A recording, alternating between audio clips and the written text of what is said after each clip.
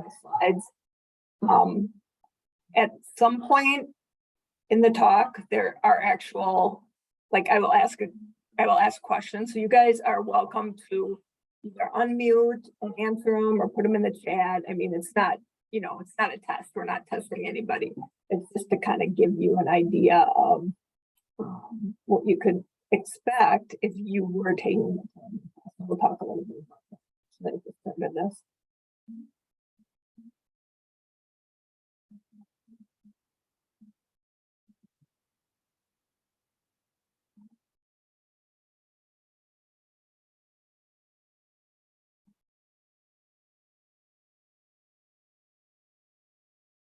All right, so I will.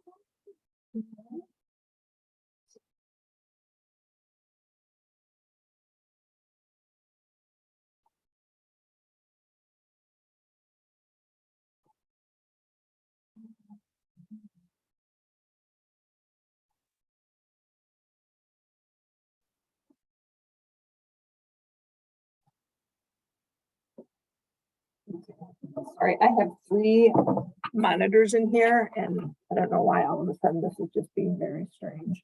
So if you see my head kind of looking off in an opposite direction, it's because I'm looking at a different monitor. But hopefully it looks okay to everybody.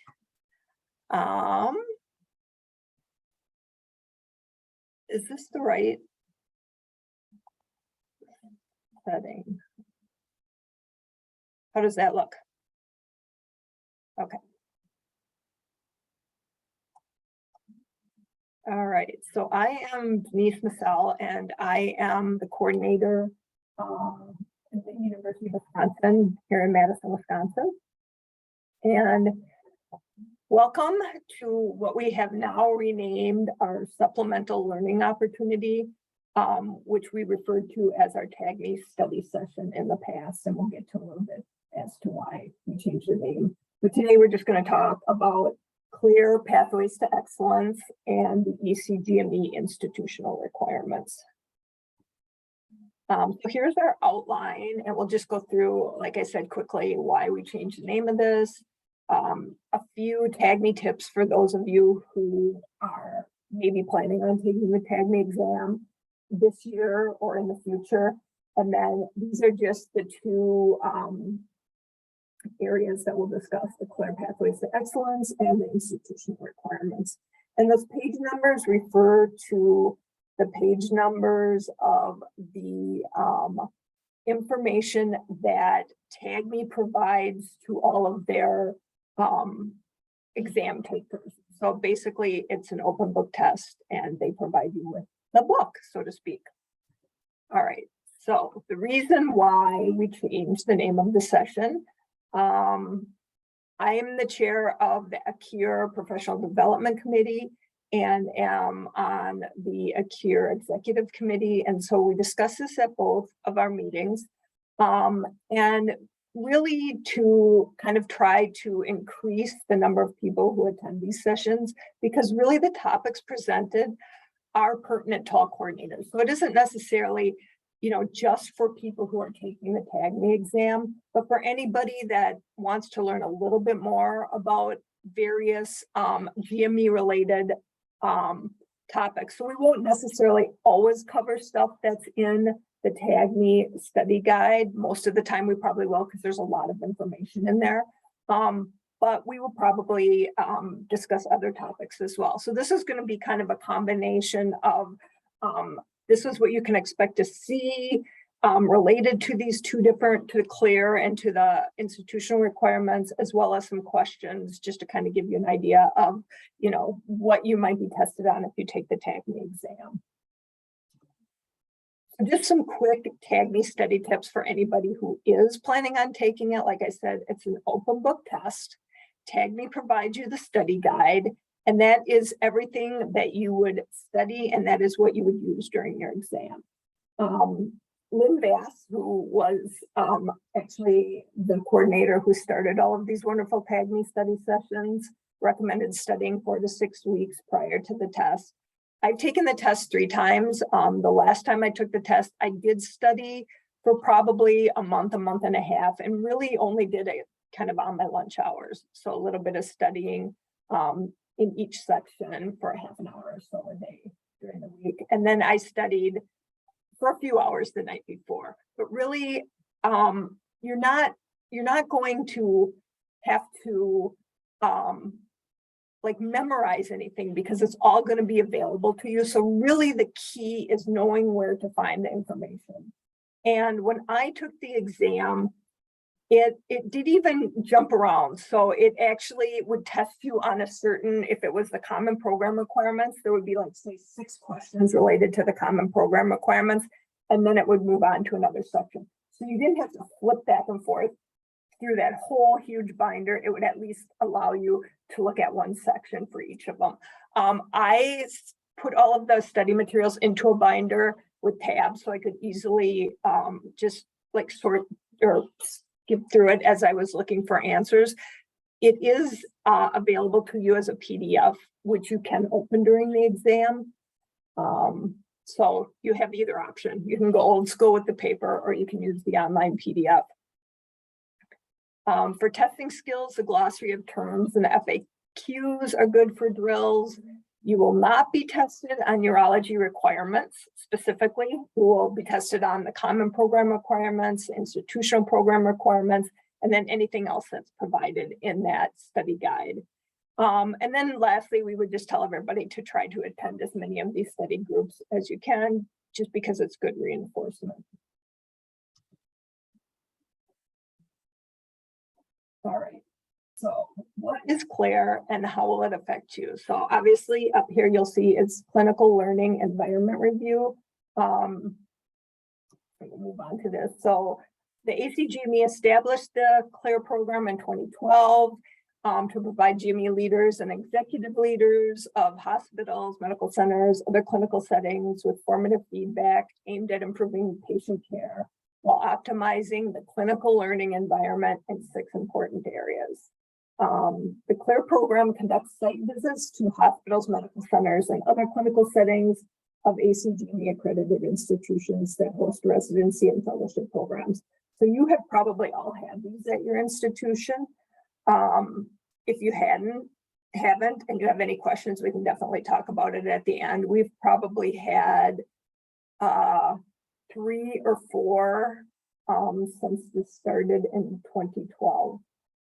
So here we have a question. During these visits, the CLER field representative will meet with, what do you guys think is the correct answer? F.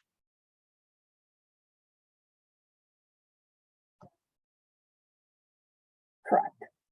So they'll meet with a group of residents and fellows, the DIO, and other members of the C-suite, which I will admit I didn't even know what that meant the first time I heard it, but you know, like your CEO, your CFO, all of your Cs, and then a variety of program directors. So how will you be involved? And I would say that this probably depends on your institution. Here we are often asked to provide the sponsoring institution with information, helping to provide peer-selected residents to meet with the reviewers, or to do walking rounds with the field representatives. So your residents may end up having to do these walking rounds with the field guides or the field representatives. You know, you may need to make sure that your PD, your APD, or other faculty attend these group meetings. I remember a group meeting where it was really specific. They all had to leave their pagers and their phones outside of the room, and they had to be there on time or else. And I don't know what the or else meant, but they were told pretty clearly they had to be there on time. So we got a ton of messages from our institution and our GME office regarding this and how we should be available here. Oftentimes when we have like a CLER review, or when JACO comes to visit, we are often asked that we make sure that there's somebody in the office that knows where to find resident files. I don't think CLER asks for that, but JACO sometimes will. But that being said, coordinators do not meet with the reviewers. So that's not something that you will have to worry about if you've not been involved in a CLER visit before. So these are just the CLER pathways to excellence. These are what they come when they come to your learning environment to, look around, this is what they're looking at: patient safety, healthcare quality, teaming supervision, well-being, and professionalism.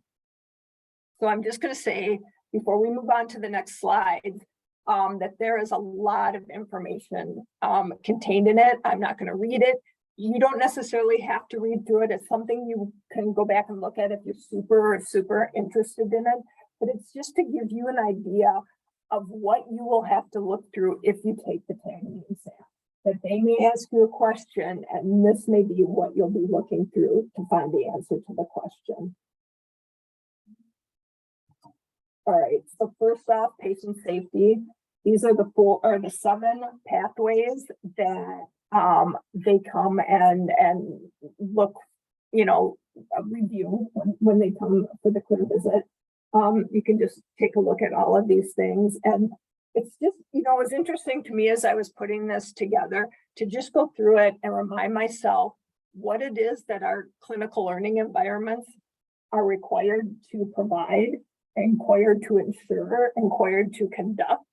And then just, it also made me think, do we do all of these things? And I think, yeah, we do.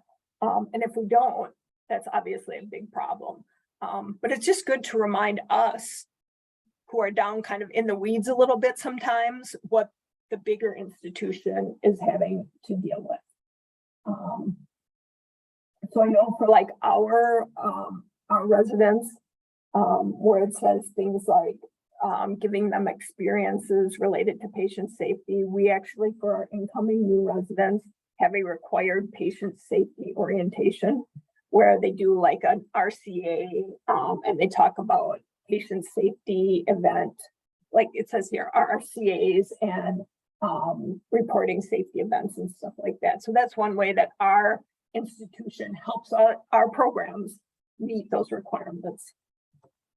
Then the next section is the healthcare quality. Again, you would, maybe ask questions on any of these things. Teaming, which is a word I guess we don't use much here, maybe others do, so this was a little bit new to me. But again, really seems to be about interprofessional learning and development, one of the core competencies. Supervision, which is obviously a big thing really for us at the program level. We all obviously have to have policies related to supervision of our trainees. And so it's just a good thing to take a look at. Well-being, you can see there's a lot of them, 6 pathways related to well-being.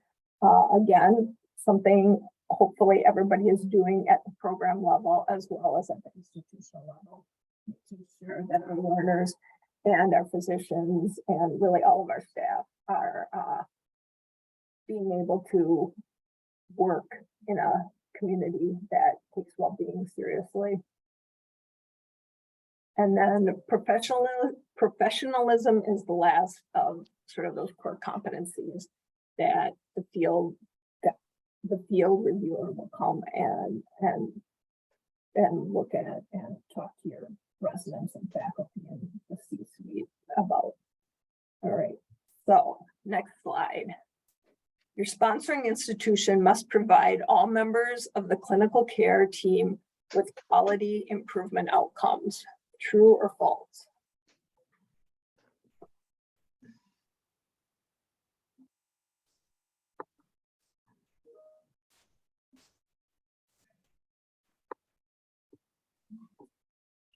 All right, so the answer to that is true. And then the next question here, a nursing assistant witnesses a PGY1 performing a bedside procedure unsupervised. Should he assume the resident can perform the procedure unsupervised or consult the institution's database for verifying required level of supervision? And I am sorry if people are putting this in the chat for whatever reason. I am unable to see the chat right now. So the answer is to consult the institution's database for verifying required level of supervision. And does your institution have a mechanism in place for staff to search required levels of supervision? Do you know where it is? Do your residents and faculty know, which I think is the bigger key? We have a database that like our nursing staff and really any of our staff can access. And we also track this and keep a list of what residents are able to do with the various forms of supervision. So indirect supervision, oversight, whatever it might be at each level. And we keep that in MedHub here at our institution. So that's just something to, you know, if you're not sure where that is, something to take a look for. All right, so we will move on to the ACGME institutional requirements. As I said before, that was a lot of information about CLER, and at the end here, we can talk about it if people have questions or want to make comments. But we'll move on to the institutional requirements. Again, there are various areas here that the requirements are kind of broken down into. And we'll just go through this. Yep, learning and work environments. The same thing we just kind of went through with the CLER visit. All right. Designated institution official. So you'll all have a DIO. Authority and responsibility for oversight and admin of the sponsoring institution's ACGME accredited programs is part of the DIO's job description. He or she approves PLAs, oversees ADS submissions, submissions of applications and requests for complement changes. He or she must document your sponsoring institution's GME mission, complete a self-study prior to the tenure site visit, and be a voting member of GMAC. Our DIO is the chair of our GMAC. So requirements differ for sponsoring institutions with one accredited program versus sponsoring institutions with multiple accredited programs. Again, I'm only telling you that because that could be a question that you may see on a TAGME exam. GMAC must have at least the following voting members, and you probably know this if you attend your GMAC meetings: the DIO, a representative sample of PDs, peer-selected residents or fellows, and a QI or patient safety officer. They must meet once every quarter at a minimum. Every meeting must have one trainee in attendance, and they must maintain minutes. So we'll do a question again. The responsibilities of GMAC oversight must include, which of these?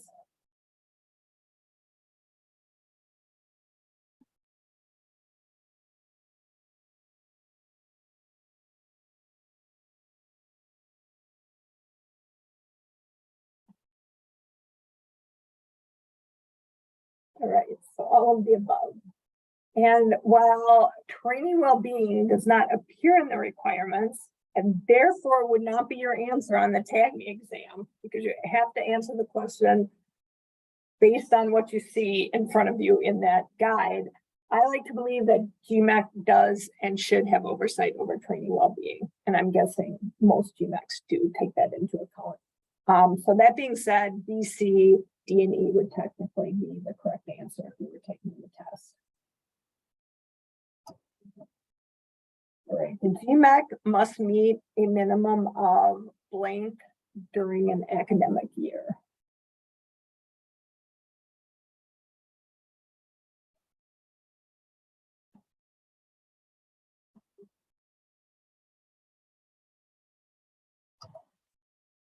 And quarterly, and there at the bottom where you see the IB3 is where in the program requirements you would find the answer to that.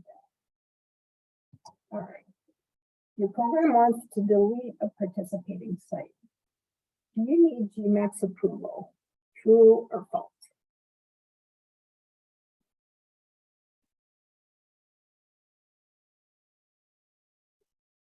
Oh, there, the chat's coming up. All right, I'll get with it here. I think it's false. Get on my right screen here.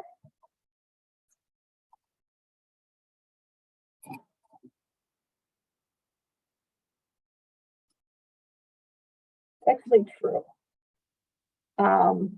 So if you want to delete a participating site, you do need GMAC's approval. We did this recently, and I think it was just for us, it was just a matter of like writing a letter and including it in the GMAC packet that everybody votes on. So, all right. So we'll just take a little bit of a break here. This is just a picture I found.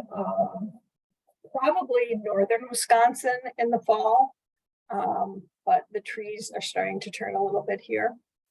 So just curious if you guys regularly attend GMAC meetings as coordinators, if you're members of the GMAC, if you've ever been involved in a special review process. And as Susan and I were talking a little bit before you guys jumped on, if your GME office is a source of help to you.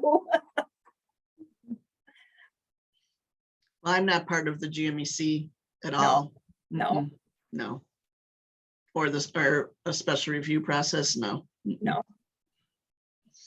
We all of our coordinators here are invited. Oh, good. So somebody has been involved in a special review. Oh, good. And some of us are members. It just really depends on, you know, if the DIO invites us to be members. I've been a voting member on GMAC and probably will be again this year. I've been involved in a lot of special reviews, and I think they're super, super helpful. They can be a great deal of work, especially if my PD is a, we have review teams. So if he's the senior reviewer, a lot of times I end up like doing a lot of helping him quite a lot with the work and writing the reports and stuff. But I think they're super helpful to see how other programs manage their requirements, manage their program. So I always tell the coordinators here, if you can get involved in that, I know it sounds really daunting, but once you feel comfortable in your job, I think it's a great way to see what other people are doing. And hopefully everybody has a GME office that is a source of help. Ours, for the most part, is, we were just talking a little bit about them pulling back just a bit, and the coordinators feeling a little bit frustrated by that. So, all right. So, also included in the institutional requirements is a little bit about the annual institutional review. The GMAC must identify institutional performance indicators for the ACURE to include at a minimum all of these things you see here. So really you have to discuss the ACGME institutional letter of notification, the results from the surveys, so the resident and fellow surveys and the faculty member surveys, each of the program's accreditation information, and the rest of the things that you see here. We have one GMAC every year. Ours is in August, that is dedicated to the annual institutional review, and all voting members of GMAC receive like a SWOT analysis a week or so prior and get to like basically, you know, tell the DIO what we think is our institutional strengths, weaknesses, opportunities, and threats. And then they just put together all of this information that you see on this slide for GMAC to review, essentially. So you review everybody's survey results and everybody's accreditation and all of that. And then the DIO writes this designated institutional official executive summary. And then our institution actually puts together like an ACURE report that they send out as well. So institutional resources is another section in the institutional requirements that include all of these things here. You see the GME infrastructure, program administration, etc. So the question, the sponsoring institution is required to ensure availability of adequate resources for resident fellow education with the exception of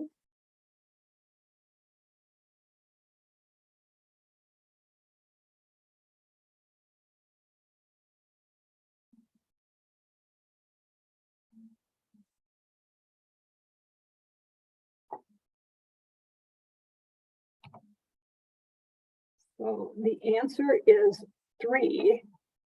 However, they must include resources, including space, technology, and supplies to provide effective support for each of its ACGME accredited programs. So really the thing that kind of gives that away there is the large screen TV. I mean, we're not required to provide them large screen TVs. We are required to provide everything else that we see on the slide here. So we all know about the support for our faculty, for our program coordinators, for our PDs, and sleep rooms for our residents. We just don't have to go so far as to provide them with a media room. All right, so this was kind of news to me, even though I know that we have one because this was discussed recently at a GMAC meeting for us, but institutions are required to have a resident forum or opportunity, or where trainees have the opportunity to directly raise a concern, to conduct at least part of it without the DIO or any faculty members present, and have the option to present concerns that arise from discussions of at the forum to the DIO and GMAC. So I don't, quite honestly, this may be a new requirement. I don't remember this being a part of our GMAC until, like I said, probably 5 or 6 months ago, where our GME office and our DIO did hold a resident fellow forum, and they asked one of the residents to come and report out at GMAC. And their 2 biggest concerns, and the program directors flipped their lids when they heard when this resident said this, was basically their frustration with their inability to get clean call rooms when they needed them, and their frustration with the fact that if they needed a COVID test, they had to drive like 25 minutes across town to get it when there is like an employee health here on site. So both of those things were dissatisfiers for the residents, and the program directors were really, I think, kind of taken aback. I think a lot of us didn't really know that, and I know that the leadership didn't know that. So I think some changes have been made due to that. So this is great. This is a great opportunity for residents and fellows, and hopefully institutions are, because they have to, obviously, taking advantage of this opportunity. So which of the following tools or services must sponsoring institutions ensure exists?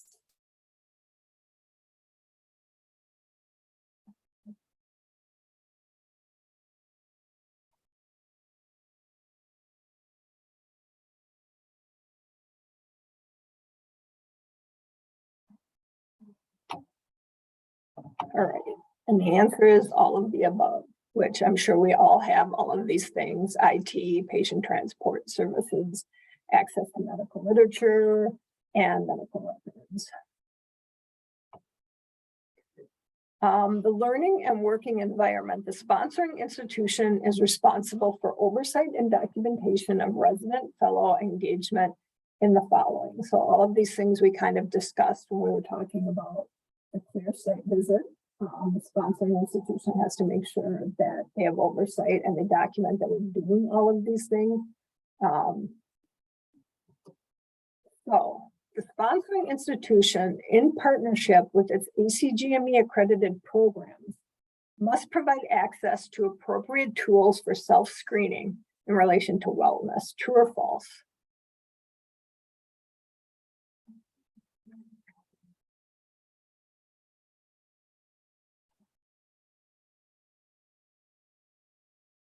Yep, I see some answers in the chat, and that is true.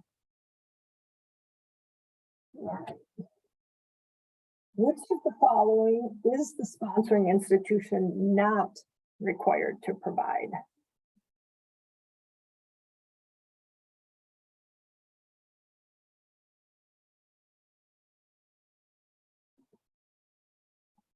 Yeah, good job, guys. For free food. However, there must be access to food during clinical and educational assignments. We probably 6 months ago were really struggling, I think, to find enough people to work in our various cafeterias and other areas where we sold food. And so they really had to close down a number of them, which was kind of a problem.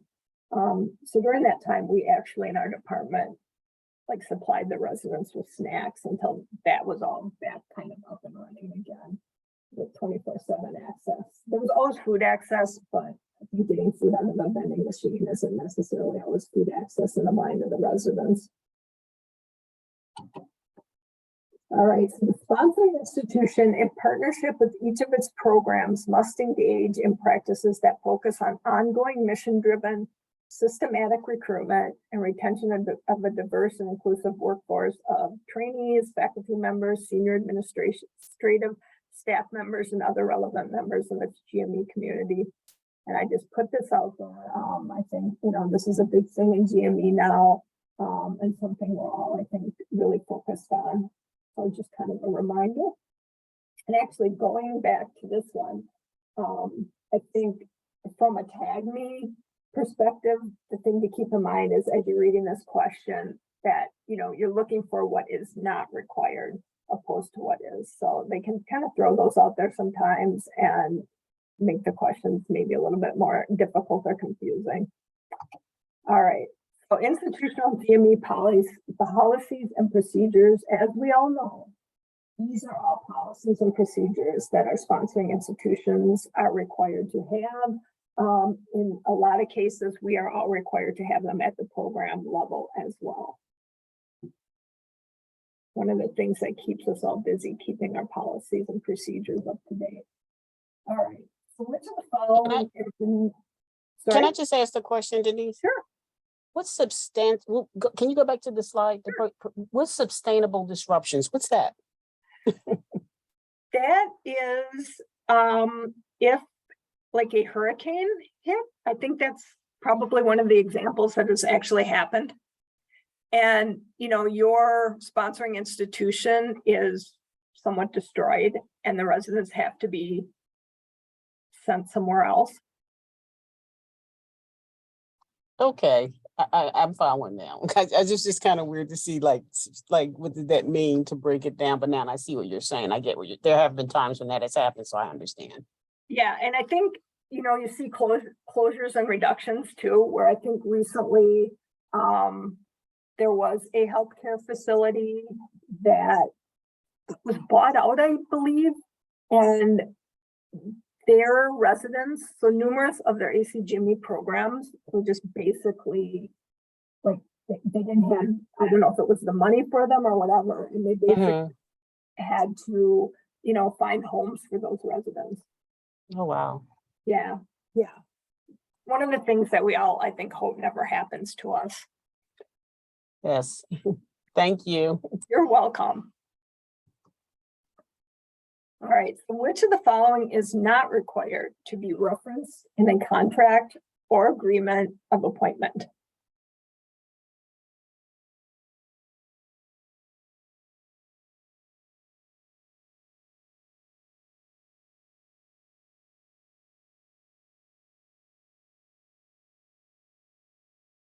All right, I think I chose 3 again, but you're right, a map is not required. But nice for anyone who's visiting. We just recently had some visiting students and we sent them maps and they just thought that was the greatest thing ever. So I was pretty happy about that. It's really the little victories,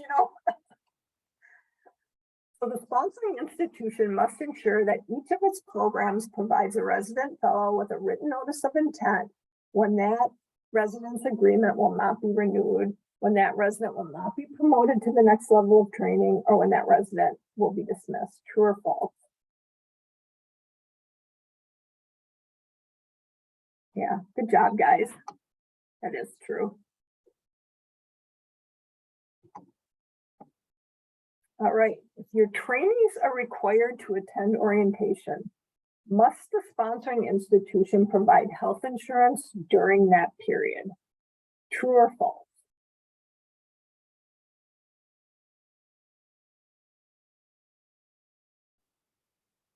All right, so we have a couple different answers, and I hope I'm interpreting this correctly. if the first day of health insurance eligibility is not the first day that resident fellows are required to report, then the resident fellows must be given advanced access to information regarding interim coverage. So I think that the way I'm reading this is if your sponsoring institution's policy on health insurance eligibility is their first day, then, and you're requiring them to attend orientation, that yes, that would be their first day. But if their eligibility starts on the first day of the month, so if they start on June 24th, but their eligibility is not until July 1st, because it's like day one of a month, then it would be.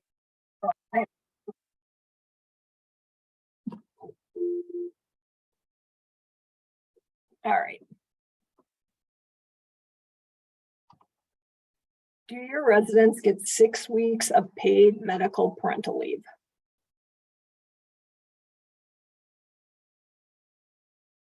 All right, I'm seeing yeses. And if not, they should. So that is a new requirement that residents, be it female or male, get 6 weeks of paid leave. I think that's a great new requirement. All right. Does your sponsoring institution's physician impairment policy have to be GME specific? True or false? Or yes or no? I don't want to look at it. Saying true. It's actually false. You must have a policy. Your sponsoring institution must have a policy, but it doesn't necessarily have to be GME specific. I like to think that most programs have their own specific physician impairment policy, or maybe as part of their well-being policy. All right, so if there were to be, say, a global pandemic that disrupted patient care in your sponsoring institution, would your sponsoring institution be required to have policies and procedures addressing such a situation? Everybody's saying true. Yes. So it must maintain a policy consistent with ACGME policies and procedures that address support for each of its programs in the event of a disaster, like we said, the hurricane, or other substantial disruption in patient care or education.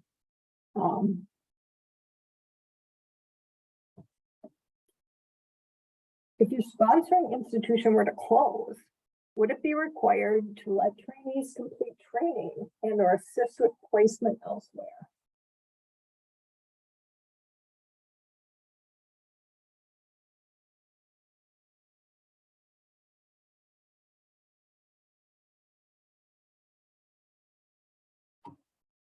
Yes, true.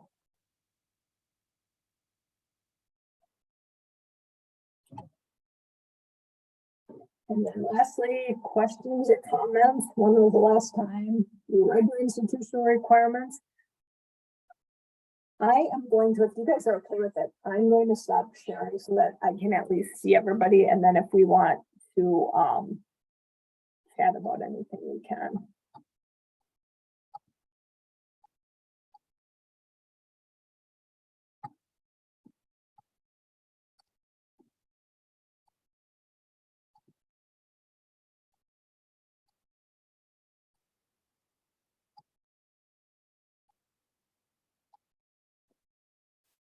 All right, so that was a ton of information, which I thought would take us to 12 o'clock, my time anyway, but it didn't. So if anybody wants to talk about anything, you can certainly pull up the slides again, but if you have any specific questions or comments, I'm just happy to hear. Anybody is planning on getting TAGME certified anytime soon this year? Not this year, but I'm like, I want to study for it. But I know you said it's a month and a half of studies, but I still feel like I need to get it together first. That's awesome. Yeah. But again, really the most important take home is, being able to find the information, being able to interpret the question, opposed to, trying to retain as much information. Because I would be so doomed if I had to retain that information. Just like those days are over for me. I know you aren't too happy.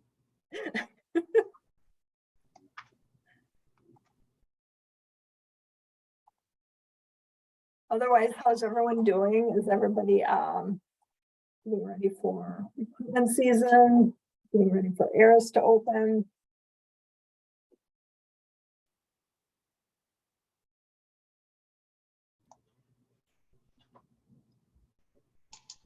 Looking forward to it, but not looking forward to it. Looking forward to it. Yeah. Super excited. Are you guys doing in person or well? No, how's it it's so far? virtual. Not virtual. Yeah. So quick question, do you guys do like a meet and greet with them the day before the interviews? We do. And do you provide anything for it? No, No? Okay. we have no money. I like part of a suggestion that we had last year from, I did a survey after the meeting. It's like they wanted to do a meet and greet. And then someone kind of mentioned like, well, I attended a meet and greet in such and such place and they provided us with a gift card. So Yeah. I spoke to my PD about it. And then so we're thinking about it. It might just be, we don't have a lot of people. It might be just be interviewing about 70 people because we only have 2 slots. And so we're thinking about getting them the card. So I thought it was a general thing. Are you doing a meet and greet in person or virtual? Virtual. So we're gonna I've done that in the past, so we gave them like a Grubhub certificate to order something. to order something. Okay, like what's the price range? I think the most we did was $15. It's one person, so you can get, yeah. Okay, that's good. Thank you.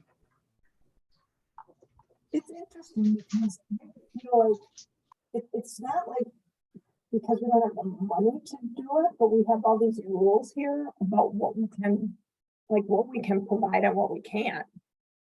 And maybe that's just their way of telling us, no, we don't have the money, we don't want to give you the money, but that's what we've run up against here anyway.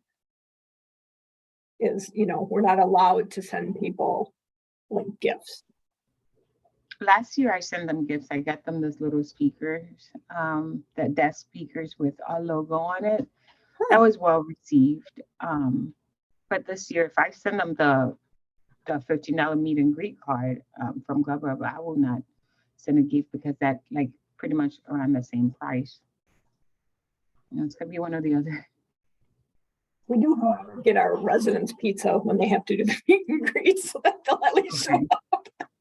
Yeah, that will get them to. Oh no, mine's are fancy. They want like restaurant food. They don't want pizza.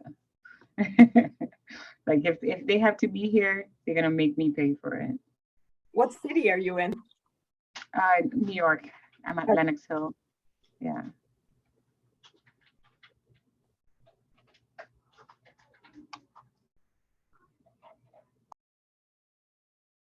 I mean, our residents would love us to provide them a great dinner too. They did. They know that. Again.